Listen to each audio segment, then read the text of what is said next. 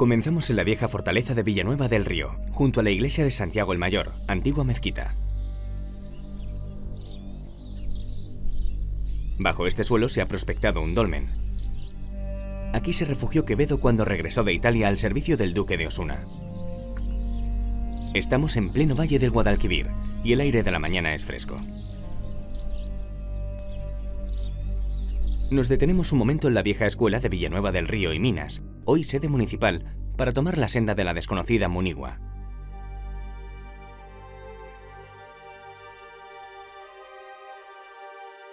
Hay que adentrarse en los caminos difíciles de Sierra Morena. Es mejor venir en todoterreno.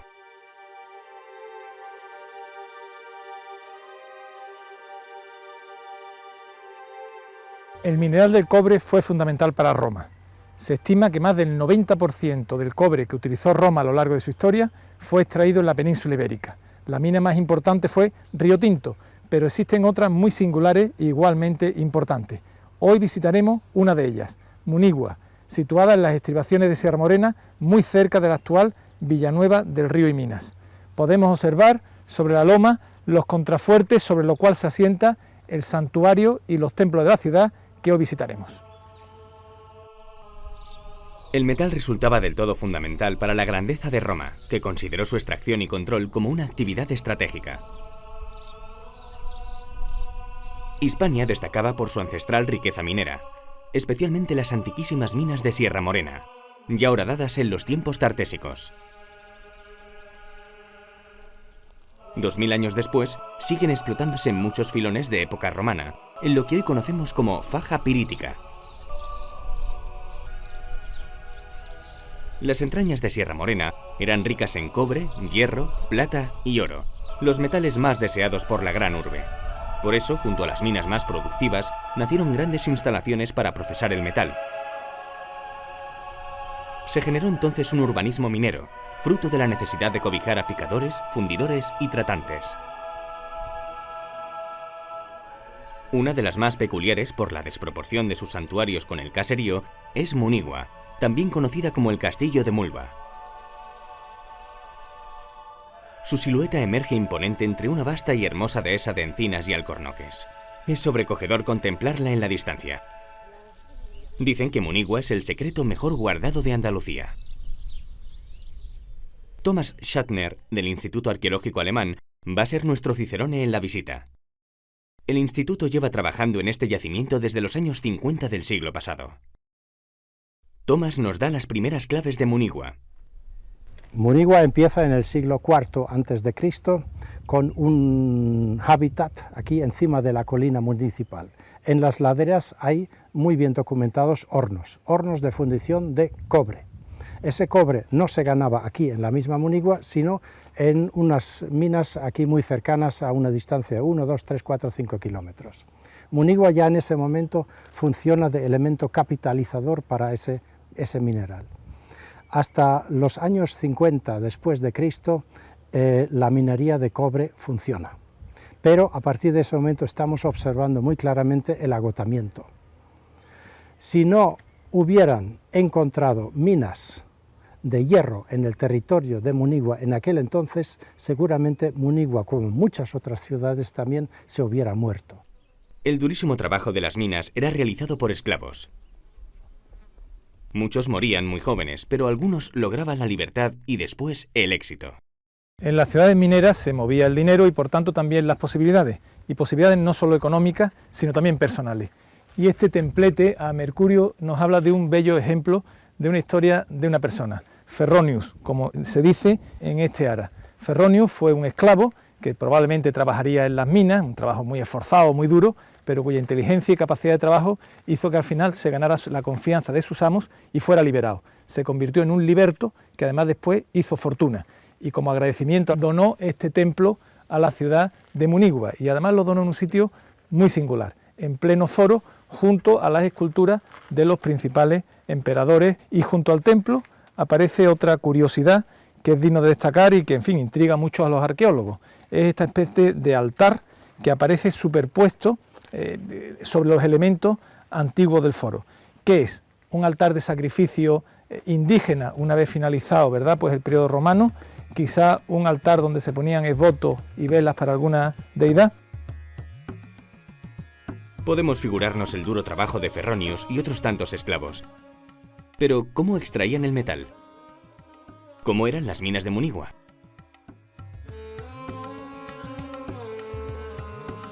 Descendemos a una de las minas de cobre. El acceso es complicado y reviste peligro. Pronto el verde de las piritas brilla en las paredes de la cavidad. Los murciélagos son multitud, y en el fondo observamos la imponente cornamenta de un ciervo. Aquí, por la angostura, trabajaban personas de escasa corpulencia. Bajo esta cresta, el filón de cobre muy puro se encuentra en una capa estrecha de hasta 30 centímetros de anchura, por lo tanto tenían que excavar con mazos de piedra en la prehistoria o de hierro después, poca cantidad de piedra. Este material, una vez excavado, era extraído por una chimenea paralela a la superficie y después se llevaba a ser machacado primero y después fundido, y con esos residuos se formaban los escoriales. La actividad continuada de la minería en Munigua ha dejado sus huellas en el paisaje, perfectamente reconocibles 2000 años después. A unos 2 kilómetros de la ciudad se encuentra su corazón económico, la mina y el lugar donde se extraía el metal. Los residuos de esta extracción del cobre producían escorias que se depositaban en estas montañas que se llama Escorial. Probablemente este sea el mayor y mejor conservado de los que quedan de cobre en España.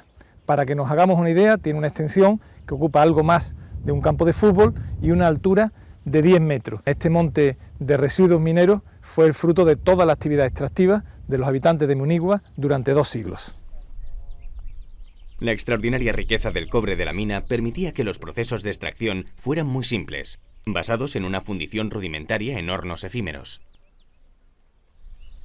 En el lugar donde se depositaban el vertedero, los depósitos, es el mismo lugar donde se hace la fundición. Prueba de ello no es solamente la literatura antigua, ¿no? El mismo Plinio nos cuenta cada paso del proceso de fundición, sino también piezas como esta que tenemos aquí entre manos, que por fuera nos muestra una pared de un horno muy irregular. Esta sería la parte exterior, y la parte interior tiene escorificaciones. Quiere decir que los hornos eran móviles, es decir, que se hacía un montón, se hacía el horno encima, se prestaba fuego, se rompía y después se iba a otro lado, ¿no? Exactamente.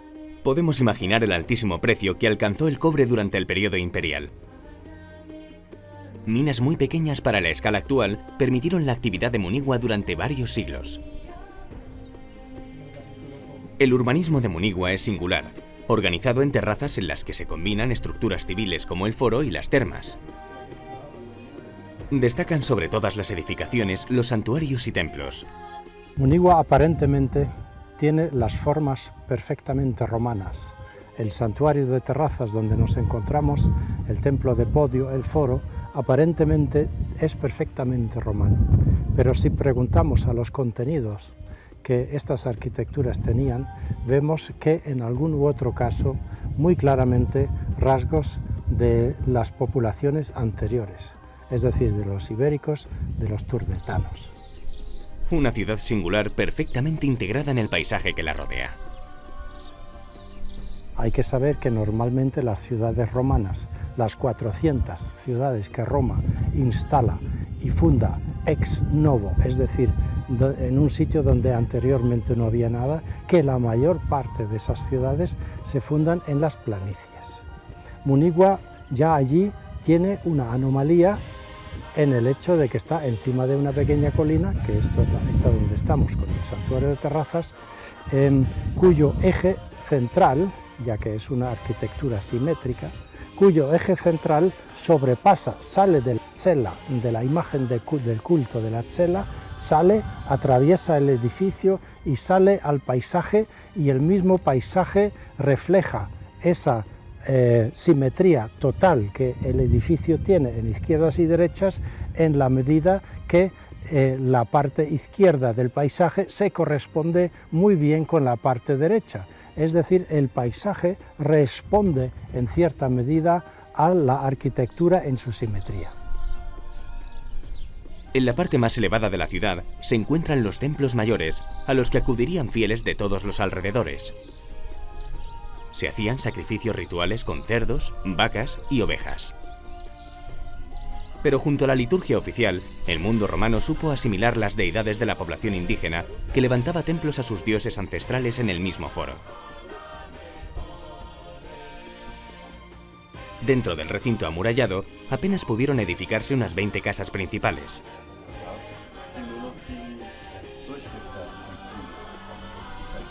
Sorprende la importancia de su necrópolis con su gran mausoleo. Las familias más importantes de la ciudad fueron 4: los Valerii, los Aelii Pudentes, los Licini y los Quinti. Munigua, con sus minas asociadas, nos muestra cómo pudo ser una ciudad minera suministradora de Roma. Podemos conocer su apogeo y determinar su decadencia, siempre a lomos de la existencia y el precio del metal. La zona fue abandonada en el siglo VIII, pero en el siglo XIX nuevas compañías mineras se instalaron aquí. ¿Quién sabe lo que aún deparará el futuro para el metal inagotable que Sierra Morena acoge en sus entrañas?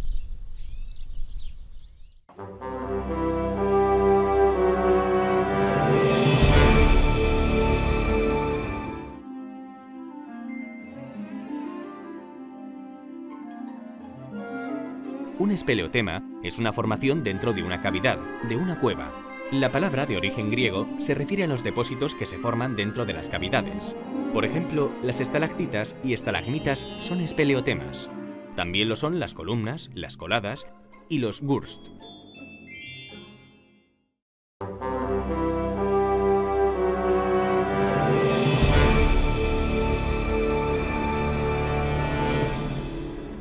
Carmona destaca por su monumentalidad.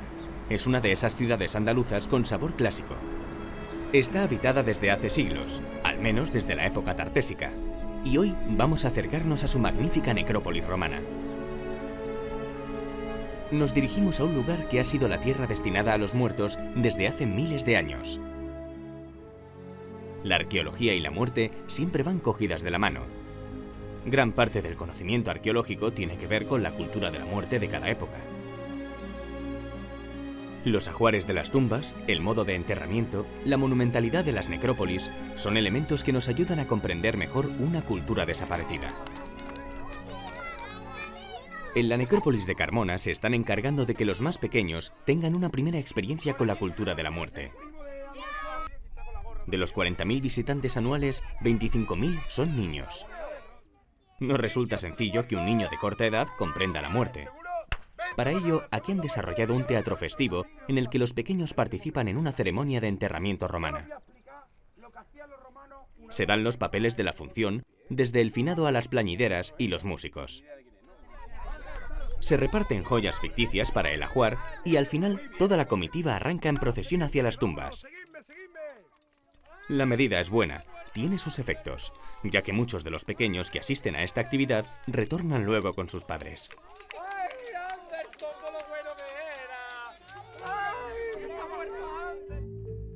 La necrópolis de Carmona fue el primer sitio arqueológico que abrió sus puertas en España. Sucedió en 1885, tras varios años de actividad febril. La colección fotográfica que todavía se conserva nos da cumplido testimonio del trabajo sistemático que George Bonsor y Juan Fernández López desarrollaron tras el descubrimiento del lugar en 1830 por parte del médico Juan Nepomuceno Díaz. Esta documentación gráfica no tiene precio. En primer lugar, podemos constatar el estado primigenio del yacimiento antes de ser excavado. En segundo lugar, percibimos el progreso de los trabajos. Resulta innegable el halo romántico de arqueología pionera que desprenden estas magníficas fotografías.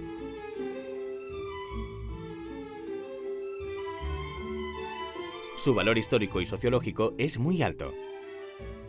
Sorprenden las escenas casi costumbristas de los trabajadores, acompañados a veces por sus familias. La colección de piezas que aparece en las fotografías, hoy conservadas en su mayor parte en el Museo Arqueológico de Sevilla, dan fe del elevado número que fueron recuperadas y de su buen estado de conservación. Pocos lugares hay en el solar de la antigua Hispania tan espectaculares como la tumba de Servilia. Queda en el aire una pregunta fundamental. ¿Por qué un mausoleo tan grande? ¿Por qué destinar tantos recursos a la construcción de un panteón? En la zona de la convivio, es decir, donde se reproducen los rituales funerarios y sociales en torno a la muerte en época romana, tienen un desarrollo espacial mucho más monumental, como es este caso, que tiene forma de un patio, de un atrio, de una casa. Y aquí pues las personas que estaban afectadas por el duelo del difunto de la familia de los Servilios que muriese en ese momento, pues venían a celebrar, digamos, a dar el pésame y también un poco a resolver los problemas, los negocios que tenían con el heredero entonces de la familia. El archivo fotográfico nos enseña el proceso de la excavación. El movimiento de tierras fue colosal. Se aprecia claramente cómo la cámara circular va quedando vacía poco a poco. Hoy en día el acceso a esta cámara está restringido por motivos de conservación. El Consejo Superior de Investigaciones Científicas tiene monitorizadas esta y otras tumbas de la necrópolis. Nos resulta muy llamativa la existencia de unos túmulos ibéricos o turdetanos sobre la gran tumba de Servilia. La paleotopografía de Carmona hace que, ya que está en un escarpe, que hacia el norte y hacia el este hay un gran desnivel, sea en Occidente donde se desarrolla todo en los complejos funerarios. Aquí los túmulos prerromanos que están justo en la parte superior en la que estamos, en la parte de arriba de la tumba de Servilia, manifiestan esa voluntad de continuidad. También existen túmulos anteriores, como por ejemplo la Cruz del Negro, situado a pocos kilómetros de aquí, que denotan que esta parte fue siempre una zona funeraria. Sin embargo, también hay que decir que esa exclusividad funeraria se compaginaba con otros usos que tenían las zonas externas a la ciudad. Por ejemplo, aquí hay un gran anfiteatro, el circo también estaba cerca de aquí, ha sido excavado recientemente, y había canteras que eran unas zonas, digamos, de producción económica, con lo cual tenemos que pensar que las afueras de la ciudad romana pues convivían en los distintos usos según qué momento y, digamos, una armonía hasta cierto punto, ¿no? De hecho, la tumba de Servilia es la reconversión de una cantera en tumba. Sobre los paramentos de la tumba de Servilia se conservan algunas pinturas de gran belleza. Es una familia que por epigrafía sabemos que tenía muchos intereses económicos, no solamente en Carmona, sino fuera del Ager carmonense, y representa, digamos, el momento quizás de mayor esplendor de la Carmona romana. El acceso a algunas tumbas es dificultoso y no recomendable para personas con problemas físicos. Bajamos a una tumba comunitaria, a un columbario en el que se depositaban las cenizas de los finados en urnas como estas que se exponen en el Museo de la Necrópolis. Esta tumba se conserva íntegramente, pero un poco más abajo podemos ver algunas que han perdido la cubierta. También observamos el lugar en el que se ubicaban las piras funerarias. Poco a poco nos aproximamos a la tumba del elefante. El elefante que se expone en el museo fue hallado en el fondo de un pozo de gran profundidad. Los investigadores creen que estuvo expuesto en este lugar. Se fecha en el siglo I después de Cristo y la importancia radica no solamente en su singularidad, que es decir, que es un patio abierto que tendría unas estructuras someras de cubrición a un agua en la parte exterior, y después tiene una zona, digamos, hipogea, que es la que yo me encuentro, donde se distribuyen determinado tipo de espacios, unos fúnebres claramente de uso funerario como en los que yo me encuentro, y otros de preparación de comidas y de otro tipo de elementos.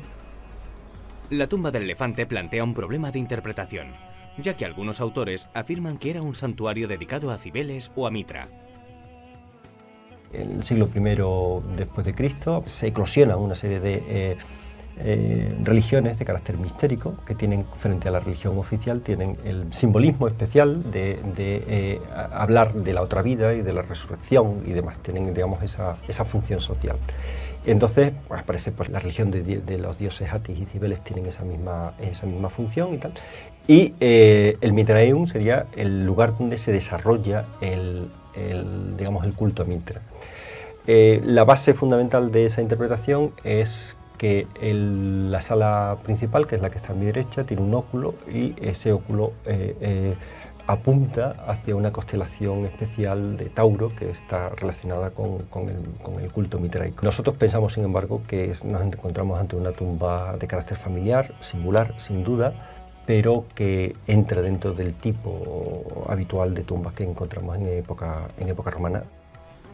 La necrópolis de Carmona alberga en su interior unas 400 tumbas. En la actualidad, los problemas de conservación son grandes debido a la naturaleza geológica de los materiales y su desgaste. Por eso se restringe el acceso a algunas zonas de la necrópolis controladas por el CSIC. Pero aquí se considera que las nuevas tecnologías son muy importantes como medio de divulgación. Así que han desarrollado herramientas de realidad virtual e hiperrealidad a partir del uso de teléfonos móviles y de visión tridimensional. Estamos en una parte especial de la necrópolis, que es el entorno de la tumba de las Guirnaldas, donde se ha construido una instalación, que es la que estáis viendo, para proteger las tumbas del deterioro, pero también hemos aprovechado para ofrecer una visión más actualizada de las tumbas a través de este dispositivo de gafas que llevo puesto, en el que hay un vídeo en 3D del interior de la tumba que incluso pues se ve cómo era en el momento en el que estaba en uso, con las urnas, con los ajuares, etc. Esto ha sido posible gracias al desarrollo de un equipo interdisciplinar entre investigadores del Consejo Superior de Investigaciones Científicas, empresas privadas y el Conjunto Arqueológico de Carmona. La necrópolis de Carmona lleva abierta al público 129 años. Hoy está en la vanguardia de la divulgación, pero todavía tiene muchas zonas por investigar. George Bonsor y Juan Fernández López sentaron las bases de un trabajo que ya se ha desarrollado durante 3 siglos diferentes.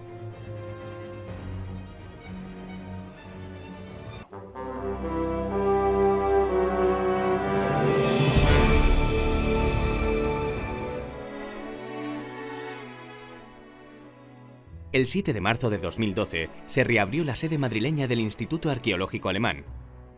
La tarde caía sobre la colonia del Viso. Y la residencia del instituto, una casa de 1934 que muestra un claro espíritu racionalista con débitos a la Bauhaus, se llenó de investigadores y amigos para celebrar el evento tras 19 meses de intervención.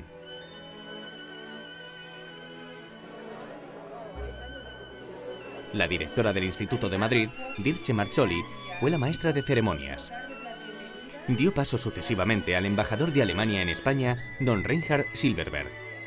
Planes a largo plazo, estamos aquí, vamos de aquí en 10 años, en 20 años, siempre colaborando con nuestros amigos españoles. A los nuevos correspondientes y a la presidenta del Instituto Arqueológico Alemán, la doctora Friederike Fles, quien ilustró a los asistentes con una magnífica conferencia sobre las fronteras del Imperio Romano. En las dependencias de Madrid, el instituto alberga una biblioteca con más de 80.000 volúmenes. La biblioteca empezó muy pequeña en el 43, una pequeña biblioteca creada por Helmut Schlunk en el 43. Se cerró con la guerra y luego a partir del 54 empezó con publicaciones compradas por el dinero del Ministerio de Asuntos Exteriores ya entonces y con donaciones de varios arqueólogos. Una cosa característica del Departamento de Madrid que 1/3 de esos libros son regalos de colegas españoles, portugueses, de colegas que trabajan aquí. Y una colección de más de 500 revistas especializadas. Estos libros han sido los maestros y compañeros de varias generaciones de arqueólogos de nuestro país. El instituto fue fundado en 1829 y Friederike Fles es la primera mujer que lo preside. Also das Deutsche Archäologische Institut hat insgesamt 20 Standorte, also die reichen von Peking bis Lissabon. Also arbeiten tun wir aber auch in Südamerika, und auf den Osterinseln. Und unser Ziel ist es, archäologische Forschung durchzuführen, um die frühen Kulturen der Menschheitsgeschichte zu verstehen. Dirce Marcholi es también la primera directora de la institución en Madrid. E sicuramente la signora Fles hará, como se dice, dará un ejemplo para que sigan otras presidentas, ojalá. Sí, yo he tenido la gran suerte de ser la primera directora de uno de los departamentos del Instituto Arqueológico Alemán. El Instituto Arqueológico Alemán lleva trabajando en España desde donde se coordinan también los proyectos de Marruecos y Portugal desde 1954. Un paseo por su historia fotográfica es un paseo por gran parte de nuestra arqueología.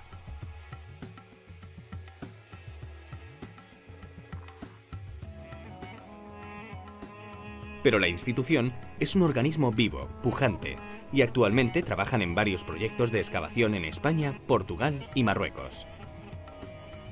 Labores que se coordinan desde Madrid. El caso de Alcorrín, en Manilva, Málaga, es quizá el más emblemático del momento. Los países de la llamada Primavera Árabe reciben una colaboración especial por parte del Instituto. Se trata de poner en valor la historia y la cultura como soporte para un futuro en democracia. Für die Archäologie ist es traditionell so, dass Madrid hat in Marokko und Algerien geforscht, Rom in Tunesien, Libyen und wir haben eine Außenstelle auch in Kairo. Und wir haben jetzt die Chance, unsere Kollegen vor Ort zu unterstützen, indem wir ihnen Archive zugänglich machen, Bibliotheken wie hier heute in Madrid wieder zugänglich machen, sie einladen und zusammenarbeiten, um diese Länder auch zu stabilisieren. Und wichtig ist es uns, dem Nachwuchs, also den jungen Wissenschaftlern, eine Chance zu geben, Projekte durchzuführen. Und dafür gibt die Bundesrepublik Deutschland auch sehr viel Geld, also für gerade Tunesien und Ägypten, weil die Stabilisierung ist das Wichtigste überhaupt. El instituto continúa con su labor centenaria desde China a Portugal, con un espíritu de investigación científica y de colaboración con cada uno de los países en los que trabaja.